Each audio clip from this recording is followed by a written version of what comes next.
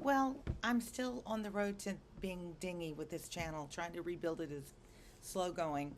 I've been away because my youngest daughter got her master's degree and we went away to celebrate. She's now in Europe celebrating more. Um, I just recorded Canto 8, which I've been away so long, I didn't realize I already had Canto 8 posted. So now I need to clean up Instagram and clean up YouTube and do Canto 9. So let's do Canto 9 and let's introduce some things about it before we start. Remember, they were between the fifth and sixth circles, and we're actually getting into true burning hell. So now they're delving on in. Um, and where did I put it? No, no, no, no. Oh, it's here maybe. Yes. I give myself little notes. So in the ninth circle, in the Canto 9, the drama continues at the gates of the city of Dis. Virgil and Dante are blocked by the fallen angels. Virgil admits he's worried. This is the first time he's gotten in over his head, we mentioned last time. This is the first time Dante sees his guide unsure, symbolizing the limits of human reason when confronting evil and divine mysteries. Now, the Furies are Greek mythology. Alecto, Megaera, and Tisiphone rise on the towers of Dis. They shriek and threaten Dante, calling for Medusa, remember the snake lady, to come and turn him to stone, a fate symbolizing spiritual death or despair. Virgil will protect Dante, tells him to cover his eyes because you're not supposed to look upon Medusa, and it protects him from her deadly gaze. And then the heavenly messenger, the divine messenger, that's a really big part of Greek mythology. They enter the divine messenger arrives with authority, walks across the river Styx, rebukes the demons, opens the gate of Dis effortlessly with a touch, symbolizing that divine will cannot be opposed. So that's really a part of this belief system from long ago. Descent into lower hell, and now they've been given access to this lower hell. Dante and Virgil will enter the sixth circle where heretics is a hard concept for this generation. It's heretics are people that are against the mainstream belief system, and they're punished. They're trapped in flaming tombs for eternity.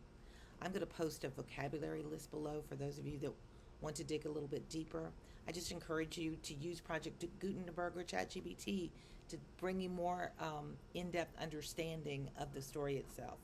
So now let me go to actually Canto 9 this time, and let's read. The hue which cowardice on my face did paint when I beheld my guide return again, put his new color quicker neath restraint.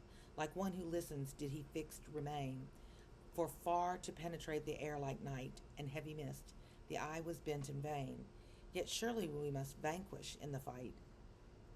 Thus he, unless, but with such proffered aid, oh how I weary till he come in sight. Well, I remarked how he transition made, covering his opening words with those behind, which contradicted what at first he said. Nathless, his speech with terror charged my mind, for happily to the word which broken fell worse meaning than he proposed, I assigned. Down to this bottom of the dismal shell comes ever any from the first degree, where all their pain is, stripped of hope to dwell? To this my question thus responded he. Seldom it haps to any to pursue the journey now embarked upon by me.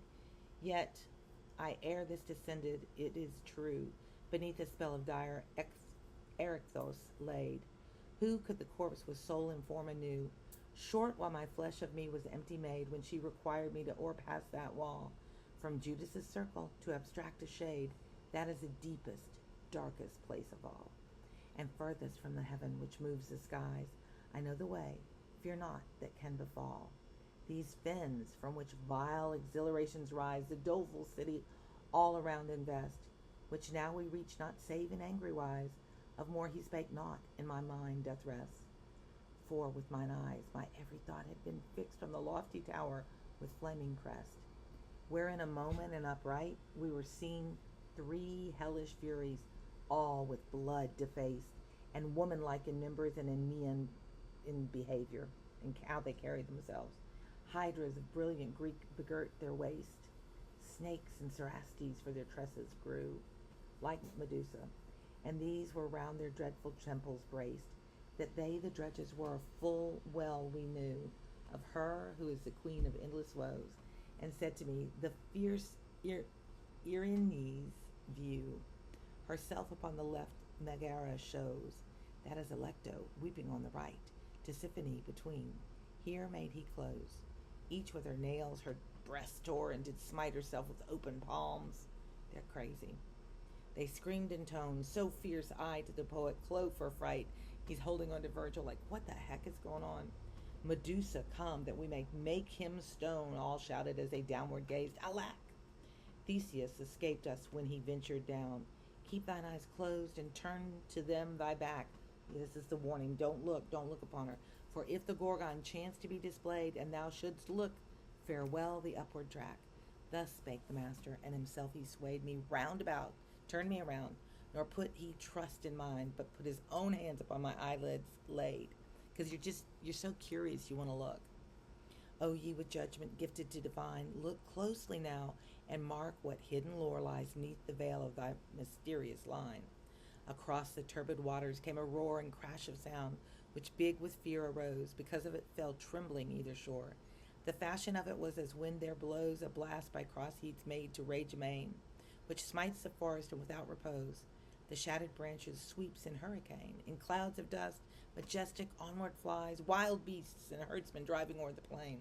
Sharpen thy gaze, he bade, and freed mine eyes, across the foam-flecked immemorial lake, where sourest vapor most unbroken lies. And as the frogs before the hostile snake together of the water get them clear, and on the dry ground huddling shelter take, more than 1,000 ruined souls in fear beheld I flee from one who, dry of feet, was by the Stygian ferry drawing near. Waving his left hand, he the vapor beat swiftly from fore his face, nor seemed he spent, save with fatigue, at having this to meet. While I opined that he from heaven was sent, here comes the messenger, and to my master turned, his gesture taught I should be dumb, be quiet, and obedient, bent. Ah me, how with disdain appeared he fraught. He reached the gate, which touching with a rod, he opened with ease, for it resisted not. The messenger just opens the gates. People despised and banished far from God, upon the awful threshold then he spoke. How holds in you such insolence abode? Why kick against that will which never broke short of its end, if ever it begin, and often for your fiercer torments woke? Butting against fate, what can we hope to win? Your Cerberus, as is to you well known, still bears for this a well-peeled throat and chin. Then by the passage foul he back was gone, nor spake to us, but like a man was he by other cares absorbed and driven on, than that of those who may round him be. And we, confiding in the sacred word, moved toward the town in all security. We entered without hindrance, we got in easily, and I, spurred by my desire, the character to know and style of place such strong defenses gird, entering, begin mine eyes around to throw, and see on every hand a vast champaign, the teeming seat of torments and of woe. And as at Arles, where Rhone spreads o'er the plain, or Pola, hard upon Cornaro, sound which bathes the boundaries Italian, the sepulchres uneven make the ground. So here on every side, but far more dire, and grievous was the fashion of them found. Dire and grievous, for scattered mid the tombs blazed many a fire, because of which these with such fervor burn, no arts which work in iron more require. All of the lids were lifted. I discerned my keen laments, which from the tombs arose, that sad and suffering ones were there inurned. I said, Master, tell me who are those buried within the tombs, of whom the sighs come to our ears, those eloquent of woes? And he to me, the lords of heresies. That's the people that are telling lies, heretics. The lords of heresies, with followers of all sects, a greater band than thou wouldst think, these sepulchres comprise. To lodge them like the tombs are planned. The sepulchres have more or less of heat. Then passed we, turning to the dexter hand, between torments and the lofty parapet. So they're going to go on to the 7th level next, and Canto 9. Thanks for reading with me. Engage, ask questions, share your thoughts. Tell me why this is hard or why it's interesting, why you hate it, because a lot of kids do, and other kids just love it. Share any interesting links that you get that are study guides, and keep reading. It's summer on the porch. It's already muggy in Louisiana. We're out of school now, so you're well into summer school, summer reading, and I'll drop vocabulary below. I encourage you to engage with the channel, and I have my Instagram. You can always check that and DM me if you have questions. Thanks for reading along with me, and I will read to you next time. See ya.